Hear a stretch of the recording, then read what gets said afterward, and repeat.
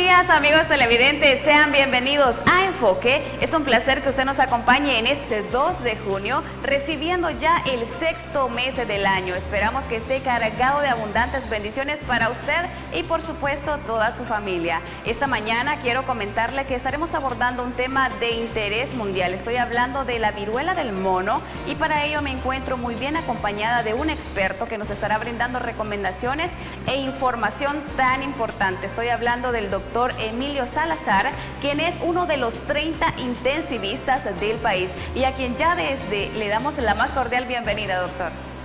Muy buenos días, Cecilia, buenos días a todas las personas que nos sintonizan en su casa. La información médica es muy importante, sobre todo para no tener miedo, para no tener pánico y para no caer en la desinformación y saber cómo cuidarnos, cómo protegernos y cómo protegernos de estas enfermedades que pueden ser prevenibles. Así es. Doctor, en redes sociales estaba circulando información para comentarle un poco que en Honduras, el país vecino, ya está presente el primer caso de la viruela del mono. Pero para entrar en materia, queremos conocer qué es esta enfermedad. Muy bien, para empezar a describir lo que es esta enfermedad, voy a empezar a decir lo que no es. Lo que no es una enfermedad nueva, no es una enfermedad nueva. Erradicada desde 1980, doctor. Hay que hacer una distinción entre lo que es la viruela humana y la viruela del mono. Son dos enfermedades totalmente diferentes. Para entrar en contexto, la viruela humana tenía una alta mortalidad del 30 al 50%. Es decir, la viruela humana era extremadamente mortal y una enfermedad que azotó a la humanidad desde muchos siglos atrás, que incluso tiene que ver con nuestra historia. Se habla que con la venida de los españoles, ellos trajeron la viruela a las Américas y muchos indígenas fallecieron a causa de esta enfermedad y les facilitó a los españoles la conquista de América. Como pueden ver, esto es la viruela humana, la viruela del hombre. Gracias a este gran médico, Edward Jenner, quien observó hace muchos siglos que la viruela humana estaba diezmando su población, pero también encontró que había una viruela diferente en las vacas y que las vacas donde estaban ordeñando la leche tenían pústulas y que las mujeres que se dedicaban a ordeñar estas vacas con pústulas no padecían la viruela humana. Edward Jenner hizo un estudio, tomó esa muestra de las pústulas, hizo un estudio que hoy por hoy sería condenado. Tomó esas pústulas, tomó esa secreción de las vacas y la inoculó en un niño. Y luego no le bastó con inocularla en el niño, expuso a este niño a la viruela humana y se dio cuenta que no adquirió la enfermedad de viruela humana. Posterior a eso, este fue el origen de la vacunación y Edward Jenner es el padre de la inmunología, porque él observó y descubrió que al exponernos a un virus atenuado podemos desarrollar defensas y por eso no nos extraña que la palabra vacuna nos recuerde a la palabra vaca. Pero aterrizando en el tema, la viruela humana, a través de las campañas masivas de vacunación, el último caso en la historia fue en 1979, a tal forma que en 1980 la Organización Mundial de la Salud declaró erradicada por completo la viruela humana de todo el planeta. Es decir, no hay virus de viruela humana en el planeta. En este contexto, cesó la vacunación contra la viruela. Como ya no había enfermedad, ya no había necesidad de vacunar a la población contra la viruela humana. Ahora bien, la viruela del mono, viruela del símico, viruela símica o monkeypox en inglés, que es el mismo nombre para la enfermedad, es una viruela del animal. Es decir, es una enfermedad que padecen los animales y en contadas excepciones la va a padecer el ser humano. A esto le llamamos una zoonosis. Una zoonosis es toda aquella enfermedad que característicamente no nos contagia, no nos afecta a las personas, sí a los animales y que salvo escasas excepciones puede pasar del animal al ser humano. De hecho, la viruela del mono es un mal término porque realmente este es un virus de la viruela que está presente en los roedores. Debe su nombre a que en 1958 muchos de estos monos del África fueron llevados a Dinamarca a hacer estudios para la vacuna de la poliomielitis. Teniendo estos monos del África allá en Dinamarca, se presentaron casos de viruela entre ellos y algunos pasaron al ser humano. Y de ahí fue que en 1958 a esta enfermedad le llamaron la viruela del mono. Entonces, es una enfermedad que es conocida por la humanidad desde 1958, pero ha estado circunscrita al África Central y al África Occidental, donde en el Congo el año pasado hubieron 2.200 casos de viruela del mono en persona. Lo que ha llamado la atención y ha producido la alerta a nivel internacional, la alerta que declaró la Organización Panamericana de la Salud el 20 de mayo, es la aparición de esta enfermedad en Europa, en Estados Unidos. El sábado, recién este sábado se comentó en las noticias que en México ya está el primer caso, apenas hace 2 días. En Honduras el primer caso, y por eso queremos agotar este tema. Primero, para eliminar la desinformación. Segundo, para eliminar el miedo y para transmitir un mensaje de calma a la población. Y en tercer lugar, para recomendarles qué es lo que vamos a hacer, tanto para evitar esta enfermedad como si llegamos a presentarla. Doctor, dentro de las especulaciones circula información en las redes sociales, como ya le mencioné, de que le atribuyen a que por la vacuna del COVID-19, que nada más está presentándose en hombres. ¿Qué tan cierto, qué tan falso es esa información? Muy buena pregunta. Como ya les expliqué en la historia, esta viruela del mono está desde 1958. No tiene absolutamente ninguna relación con la vacunación del COVID. Solo hay 2 formas de transmisión. Uno le llamamos la transmisión primaria, que es cuando se transmite directamente del animal al ser humano. Y segundo, la transmisión secundaria, que es cuando este ser humano la transmite a otro. En la transmisión primaria es aquel paciente poblador del África, de la jungla, que está en contacto con estos monos. En estos lugares incluso estos pobladores, algunos comen carne de mono.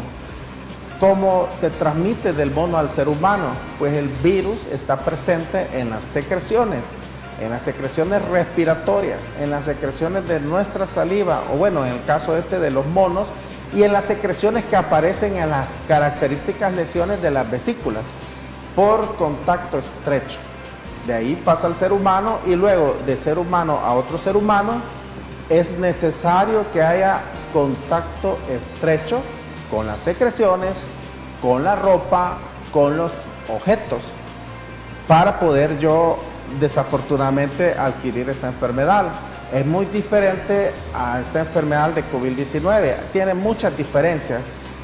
Primero, COVID-19 sí era una enfermedad nueva, que toda la comunidad científica, los médicos desconocíamos cómo se presentaba, cómo diagnosticarla, cómo tratarla, cuáles eran sus complicaciones. La viruela del mono, primero, ya es una enfermedad que ya se conoce. La vacunación, ojo especial, contra la viruela humana, confería un 85% de protección a la viruela del simio. Y fuera de esto, ya se tienen, bueno, en los países desarrollados ya tienen diseñada la vacuna contra la viruela del mono.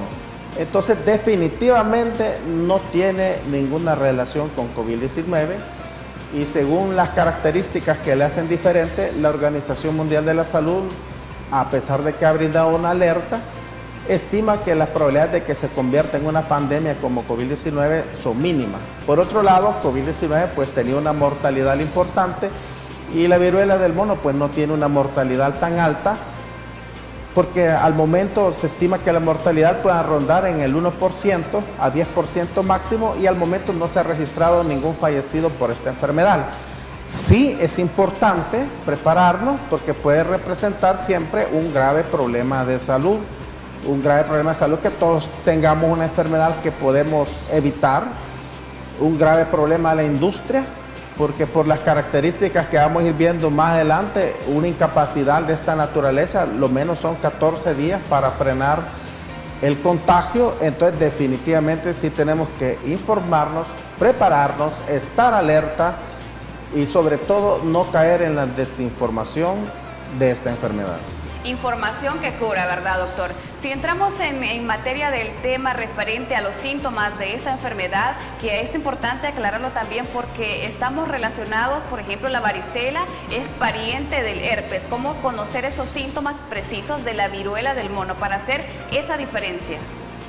Bueno, la Organización Panamericana de la Salud ha definido ya cómo considerar un caso probable y es todo paciente que tenga fiebre más una erupción o exantema en la piel, que además puede tener dolor osteomuscular, puede tener lo que le llamamos astenia, que es como una sensación de fatiga, puede tener pérdida del apetito, náuseas, vómitos, y que se haya descartado varicela, herpes zóster, dermatitis u otra afección alérgica de la piel. Y las personas, doctor, que aún a edad bastante adulta no les ha dado varicela, ¿cómo relacionarlo? Porque en mi caso, este año me dio varicela, ya grande me dio varicela.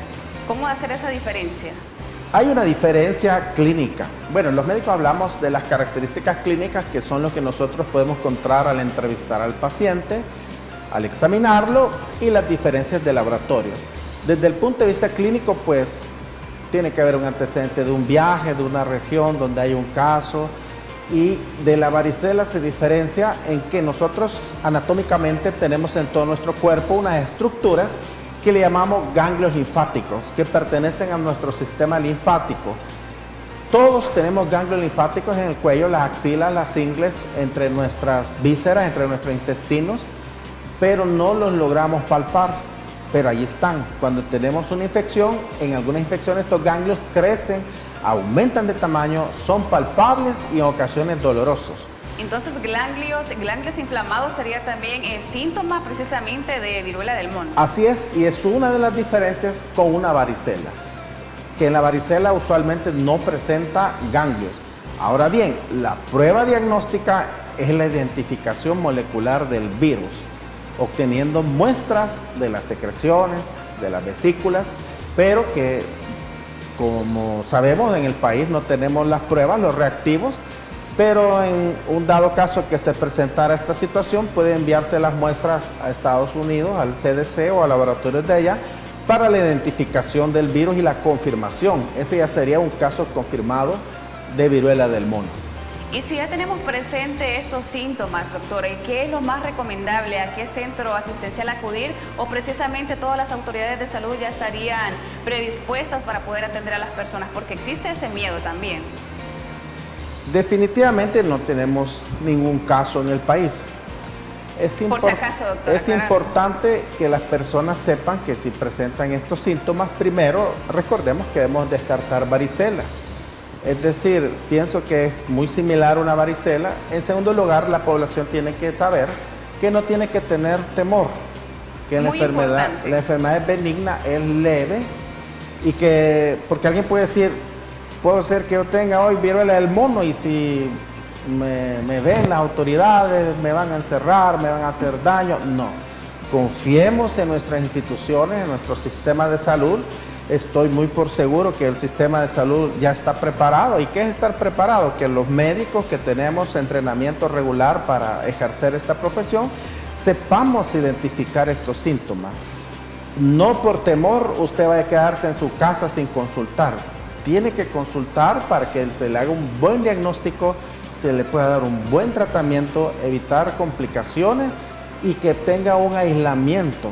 La única forma en que la humanidad tiene de evitar que esto se convierta en una pandemia que tiene pocas probabilidades de serlo, es que logremos aislar definitivamente los contactos, los casos que tengan ya lesiones, y tenemos muchas ventajas para poder limitar estos contagios. Bueno, quiero hablar de unas diferencias que nos pueden hacer más fácil. Esas diferencias, ¿le parece si nos las comparte luego de esta pausa comercial? No nos cambie, amigos televidentes, ya retornamos.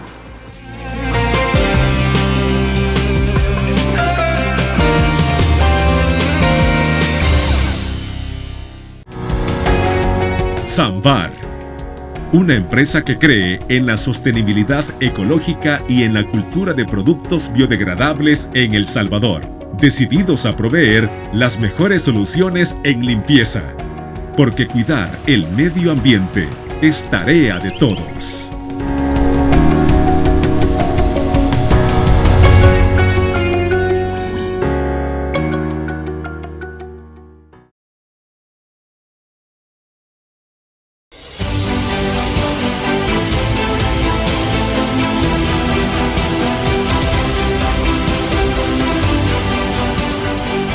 Nuestro compromiso, nuestra pasión, son algunas de las cosas que nos caracterizan como salvadoreños. Farmacia La Buena, la farmacia de todos.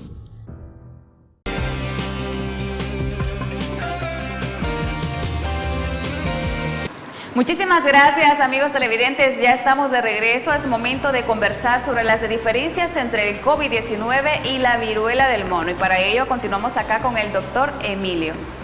Sí, vamos a hablar qué es lo que hace diferente y qué es lo que hace difícil que esta enfermedad se convierta en una pandemia y cuáles son las ventajas que tenemos para poder frenarlo.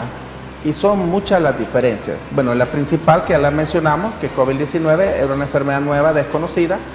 La viruela del mono, pues ya desde 1958 la conocemos. Otra diferencia viene de la genética molecular. El COVID-19 es un virus que le llamamos RNA, es una R. Y la viruela del mono y todas las viruelas son virus DNA. Los virus RNA tienen múltiples componentes. Los virus DNA tienen pocos. Eso hace que un virus RNA mute y tenga variantes y formas diferentes y cuadros clínicos. La viruela del mono es un virus DNA que no va a cambiar. Solo hay dos variantes conocidas desde 1958 y no ha cambiado. La variante del África Central y la variante del África Occidental. La otra razón importante y que tiene que prestarle especial cuidado a la población es que la cadena de contagio en COVID-19 era muy traicionera, porque un paciente podía adquirir al inicio la variante de Wuhan y el periodo de incubación era de 14 días sin síntomas. Pero este paciente, a la medida que iba caminando de país a país, aunque no presentase síntomas, él transmitía la enfermedad en el periodo de incubación. Es decir, a pesar que se les tomara la temperatura en los aeropuertos, si el paciente iba en su periodo de incubación, que podía durar hasta 14 días, él iba transmitiendo la enfermedad. Y eso hizo imposible poder contener esta enfermedad. En cambio, que la viruela del mono, el periodo de incubación, que es similar y que se habla también de 7 a 14 días, que hay rangos en diferentes libros o literaturas de la medicina, pero en promedio son 7 a 14 días de un periodo de incubación. En ese periodo de incubación no es transmisible. Su transmisión inicia cuando inicia la fiebre y cuando inicia el exantema. El exantema es la erupción. Sería como una de las etapas, doctor. Exacto. Es decir, la enfermedad tiene 3 etapas. Uno, el periodo de incubación de la viruela del mono, que es cuando adquiere el virus. Estamos hablando de cuánto tiempo para que se desarrolle. 7 a 14 días. Un contacto de 7 a 14 días. Y luego viene otra etapa de otros 14 días, donde es la fase eruptiva, la fase exantemática, o la fase donde aparecen esas lesiones dermatológicas que vemos en las fotos, que recuerdan a la varicela, donde inicia primero manchas que llamamos máculas rosadas en todo el cuerpo, distribución generalizada. Estas manchas, a medida que pasan los días, se enduran y luego forman vejiguitas, que le llamamos vesículas, y que en su interior hay líquido claro, pero ese líquido claro es altamente contagioso y luego este líquido claro se sobreinfecta con bacterias y se vuelve un líquido espeso, blanquecino, turbio, como pus, que son las pústulas. Finalmente se rompen y cicatriza como costras. Y la costra es una capa que va liberando como polvo, que también doctor, por vía pero respiratoria. Estas lesiones quedan en la marca, ya no nada más hablando de manera estética, sino que es como la varicela, que quedamos así como marcaditos. Si las vesículas se rompen, sí queda marca. Si usted no se toca sus vesículas y no se rompen, no va a quedar cicatriz. Es algo similar a la varicela. Entonces, sí podemos frenar la cadena de contagio si identificamos los casos y los aislamos, no necesariamente en el hospital. Puede ser aislado en su casa con un tratamiento adecuado para los síntomas que pueda presentar. Y la otra diferencia en la transmisión que nos da cierta esperanza que logremos controlar esta enfermedad es que para COVID-19 la transmisión bastaba estar unos minutos. Se hablaba de 6 partículas del virus eran suficientes para producir enfermedad. Y en esta viruela del mono el contacto debe ser estrecho. Debe haber un contacto más estrecho con el paciente, con su ropa, con sus objetos, a diferencia de COVID-19. Es decir, al identificar un caso en la familia, bastará con que lo aislemos y tengamos cuidado de no tener contacto ni con sus secreciones, ni con su ropa, ni con los objetos que él pueda contaminar, ni con las heridas que él pueda tener, porque pueden tener heridas por las vesículas. Media vez usted mantenga una distancia y no tenga contacto, no se va a transmitir, no se va a contagiar, y a lo mejor tengamos un par de casos por la migración, por los viajeros, pero no esperaría yo que sea una pandemia al momento, pues, ni un efecto epidémico, y creo que una población bien informada sí puede ayudar a frenar esta enfermedad. Algo que causa mucha preocupación y es el caso de las personas con enfermedades crónicas. ¿Qué tan adverso es para estas personas adquirir esta enfermedad? Bueno, para toda la enfermedad en general, siempre los extremos de la vida son grupos de riesgo. Sin embargo, en esta enfermedad, al momento, pues no se ha descrito a nivel mundial, al menos en los casos que están fuera de África, mortalidad. Los casos que han tenido mal desenlace en los años previos en estos países han sido complicaciones sobre todo relacionadas con hemorragias, pero son pocos casos y definitivamente siempre los extremos de la vida pues son más vulnerables, pero al momento no tenemos mayor información de lo que está pasando porque es una enfermedad que relativamente, aunque está desde 1958, empezamos a ver casos pues que están cerca de nuestro territorio. En términos médicos, ¿cuál sería el tratamiento adecuado para esta enfermedad? A ver, como las enfermedades virales no tienen un tratamiento específico, todas las mayorías de virosis, enfermedades virales, no hay una medicina. Por decirles algo, no es como una infección de vías urinarias que usted encuentra una bacteria en un urocultivo, identifica que es una Escherichia coli y ahí le dice, mire, este antibiótico lo va a tomar por tantos días y usted se va a curar. Las enfermedades virales son autolimitadas y es nuestra propia inmunidad la que al final termina, en la mayoría de los casos, controlando la infección. En este caso de la viruela del mono, lo que se tiene que hacer principalmente es identificar el caso, aislarlo y dar tratamiento de soporte para los síntomas, es decir, si tiene fiebre, un antipirético.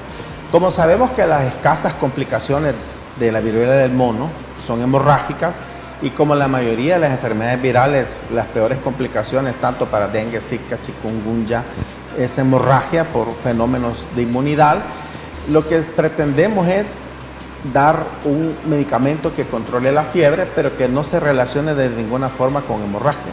Y el único que lo hace es el acetaminofén o paracetamol.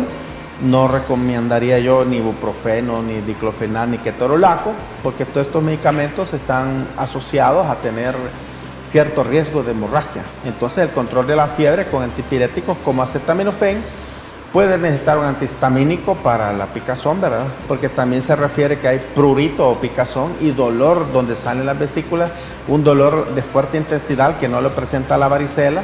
Es decir, el dolor, como se describe, donde están las lesiones, por ejemplo en las manos, impide que la movilidad, la varicela más que todo prurito, pero esta viruela describe que los pacientes sienten dolor al mover las articulaciones.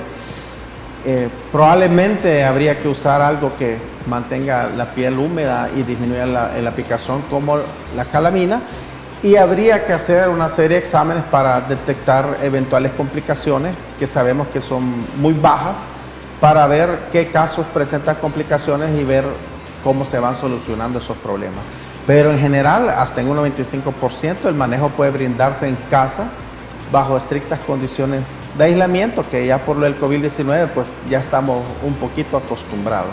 Excelente. Lo que no debemos hacer, esos remedios caseros que quedan totalmente prohibidos.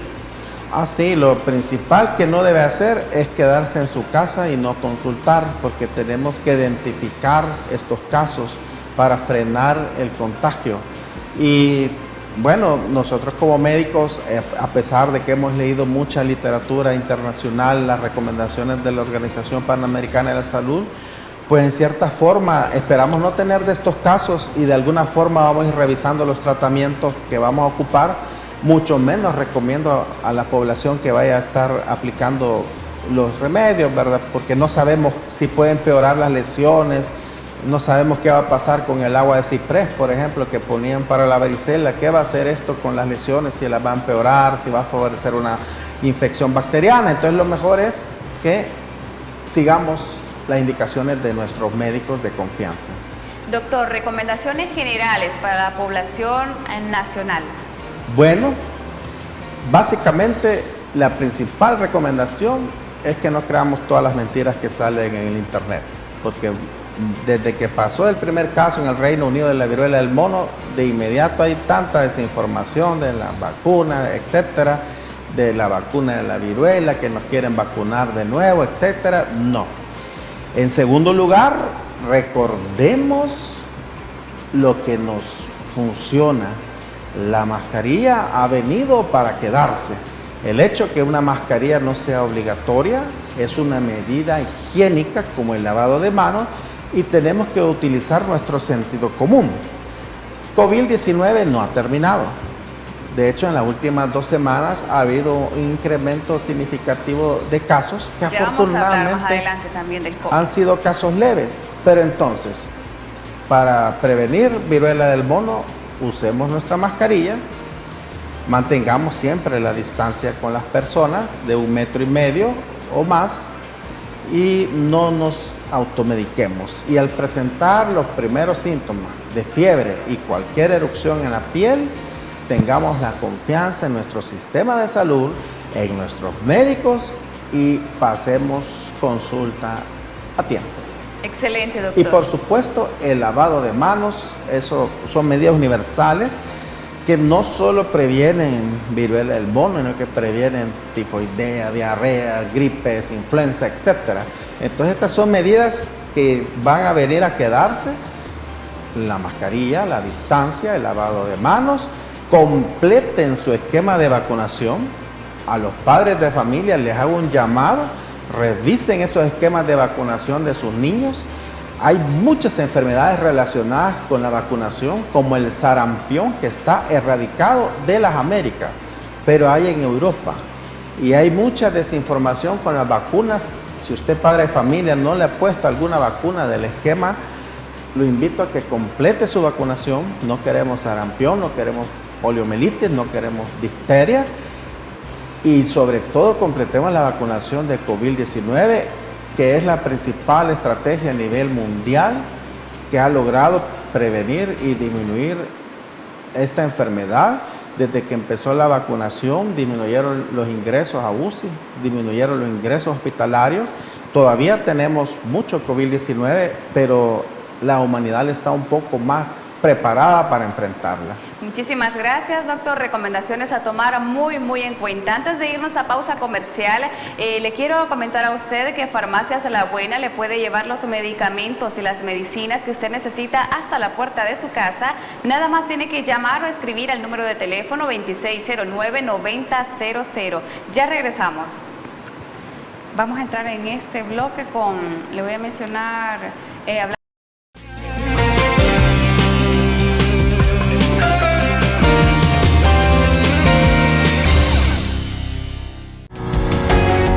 Samvar, una empresa que cree en la sostenibilidad ecológica y en la cultura de productos biodegradables en El Salvador, decididos a proveer las mejores soluciones en limpieza, porque cuidar el medio ambiente es tarea de todos.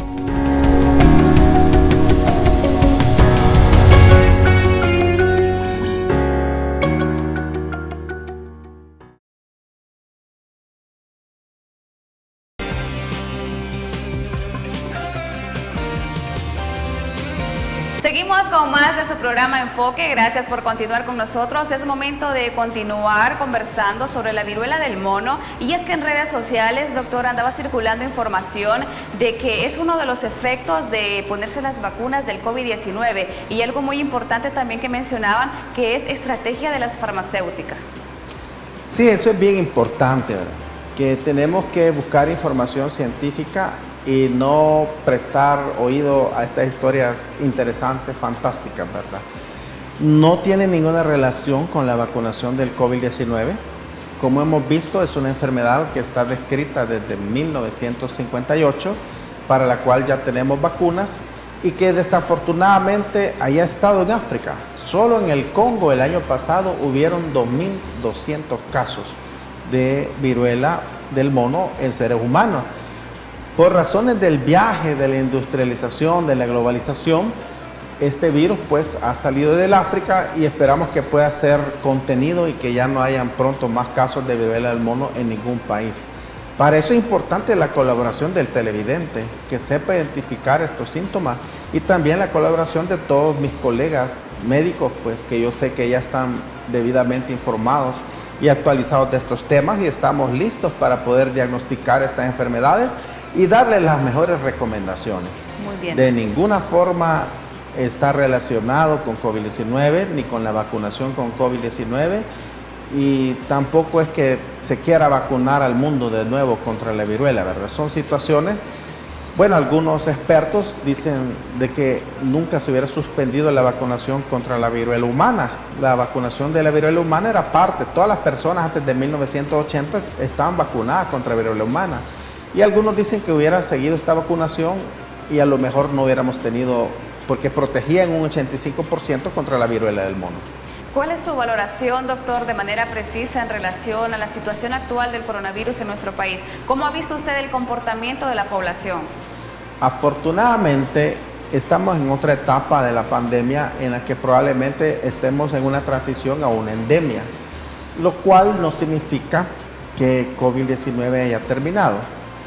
De hecho, en las últimas 2 semanas, en lo particular, en mi consulta privada, he visto como un incremento de casos abundantes de COVID-19, incluso en grupos familiares, pero han sido casos leves que no han requerido hospitalización y que han salido adelante. Hoy por hoy, a 2 años después de la pandemia, sabemos exactamente cómo diagnosticar la enfermedad tempranamente, sabemos cómo tratarla, tanto los casos leves como los graves, sabemos lo que no funciona.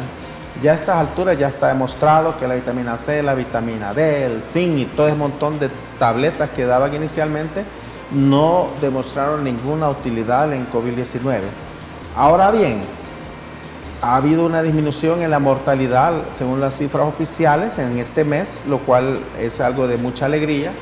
Actualmente el Hospital El Salvador pues no tiene ningún caso ingresado de COVID-19 y también en los principales hospitales privados que teníamos pacientes con COVID no hay ingresos hospitalarios al momento por COVID-19, pero sí ha habido mortalidad.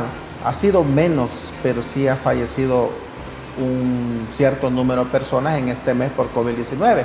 ¿Qué quiere decir esto? La enfermedad no ha terminado y tenemos que seguir cuidándonos, tenemos que seguir vacunándonos y respetando las recomendaciones que a nivel internacional están sugeridas para prevenir esta enfermedad.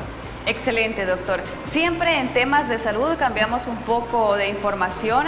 Este pasado 31 de mayo se conmemoró el Día Mundial Sin Tabaco, doctor. Es una fecha muy importante.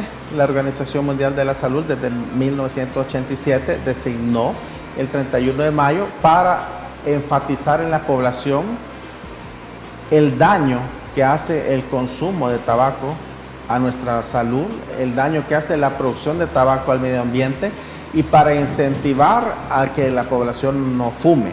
Actualmente 8 millones de personas en el mundo fallecen por año como consecuencia del tabaco. Eso habla de que estamos hablando de cáncer de pulmón, entre muchísimas enfermedades. Exacto. Una persona cada 6 minutos muere como consecuencia del tabaco, que al final da principales problemas respiratorios como la enfermedad pulmonar obstructiva crónica, como el enfisema pulmonar y como el cáncer de pulmón. Pero el tabaco en sí no solo afecta el pulmón, afecta su corazón, afecta la función eréctil. Hay disfunción eréctil como producto del tabaquismo, afecta la fertilidad tanto en hombres y mujeres y afecta la circulación periférica entre tantos órganos. La industria del tabaco es una industria totalmente nociva. Cuando nosotros ingerimos un cigarrillo, la cantidad de nicotina es poca, es de 1 miligramo a 2 miligramos de nicotina. La nicotina es una sustancia altamente adictiva, pero el problema principal no solo está en la nicotina. Cuando usted fuma, más de 7,000 sustancias dañinas entran a su pulmón. Más de 7,000 sustancias que puedo detenerme en dos: el alquitrán y el dióxido de carbono. El alquitrán, se habla que cuando un paciente ha fumado 8 años, es como que le haya depositado 1 litro de alquitrán a su pulmón y es altamente cancerígeno. Y el dióxido de carbono equivale a que usted se encierre en su cochera, encienda su vehículo y esté respirando el humo de su vehículo. Realmente el tabaco, como producto de la nicotina y como producto de otras drogas estimulantes que la industria le pone, realmente es una enfermedad, un vicio muy placentero, muy adictivo, pero que está cobrando muchas vidas y que está destruyendo muchos pulmones. Y hay que hacer mención de que existe el fumador pasivo, que es la persona que está en nuestro hogar o en un restaurante y que porque nosotros estamos fumando, percibe el humo, también se está envenenando. Y también en el embarazo, todas estas mujeres en edad fértil que están embarazadas y que están fumando, pues tienen un alto índice de malformaciones fetales, ¿verdad? Es decir, el tabaco a toda luz es algo dañino a nivel de medio ambiente. ¿Cuántos árboles tienen que talarse para producir los cigarrillos? ¿Cuántos litros de agua consume una industria tabacalera? En fin, la Organización Mundial de la Salud tiene a bien que el 31 de marzo, que recién pasó, lo dediquemos a reflexionar y a luchar en contra del tabaco. ¿Qué pasa, doctor, con aquellas personas que dicen, no, yo nada más me fumo 1 cigarrillo al día, 2 cigarrillos al día? Hay una clasificación, ¿verdad? Yo puedo decir, mire, un fumador leve, 1 a 5 cigarrillos al día. Un fumador moderado, y así van aumentando, ¿verdad? De 5 a 15 y más de 15 un fumador severo. Definitivamente no es lo mismo fumar 1 o 2 que fumar una cajetilla en un día. Pero aunque usted fume 1, al entrar todo ese humo, nuestras células que se llaman macrófagos en nuestros pulmones lo capturan.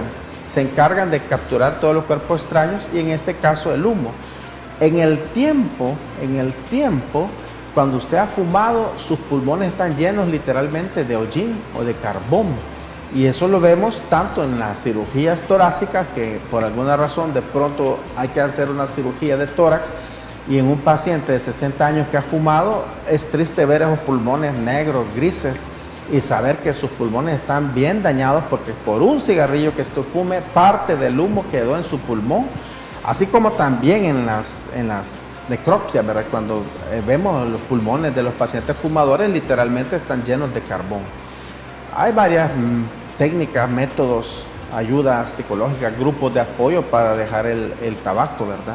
Están otras técnicas como los cigarrillos electrónicos, los vaporizadores, ¿verdad? Que también le pueden ayudar a dejar este tabaco, pero tiene que estar a la par, pues, de un psiquiatra, un psicólogo y por supuesto un médico, y hacer un gran esfuerzo para dejar este vicio que pues está haciendo mucho daño. Como siempre en el tema de falta de información, hay muchas personas que no saben cómo se produce un cigarrillo. Si estamos hablando de un cigarrillo económico, estamos hablando de que hasta le ponen basura, doctor. Así es decir, lo que menos lleva a veces es tabaco. La industria tabacalera original, pues realmente sí hacían las hojas de tabaco. Hoy incluso los filtros de estos cigarrillos que llevan filtros, llevan productos que son cancerígenos. Y le agregan, que los hacen de desperdicio, doctor, hay que ser sinceros. Exacto, y le agregan muchas sustancias que matizan el olor feo del tabaco e incluso algunos poquitos de medicamentos, sustancias que nos hacen sentirnos bien. Pero realmente lo que usted está fumando es literalmente veneno. ¿Y qué tan factible es que las personas que realmente ya tienen una adicción, estamos hablando de cajetillas al día o bueno, inician con 15 cigarrillos, ellos puedan acceder a una institución que los pueda ayudar? Realmente tiene que buscar su médico de confianza, su psicólogo, y está demostrado que incluso a las horas que usted deja de fumar, su función pulmonar empieza a mejorar. A los días, 2 días que dejó de fumar, su corazón pues empieza a regular su presión arterial, su latido cardíaco. A los 3 días sin fumar empieza a haber un poquito de ansiedad porque es la fase de la abstinencia, pero con una buena decisión, con un buen deseo firme de dejar el tabaquismo, usted lo puede hacer. Excelente, doctor. Nuevamente nos vamos a pausa comercial. Muchísimas gracias. Ya retornamos.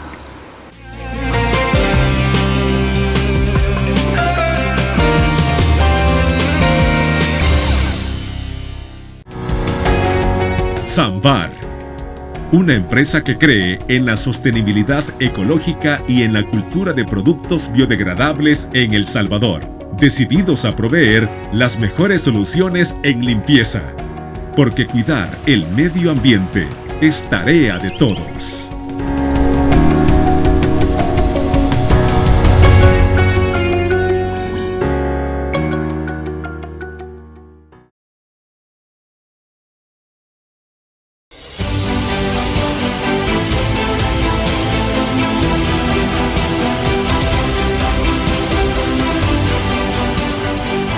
Nuestro compromiso, nuestra pasión, son algunas de las cosas que nos caracterizan como salvadoreños. Farmacia La Buena, la farmacia de todos.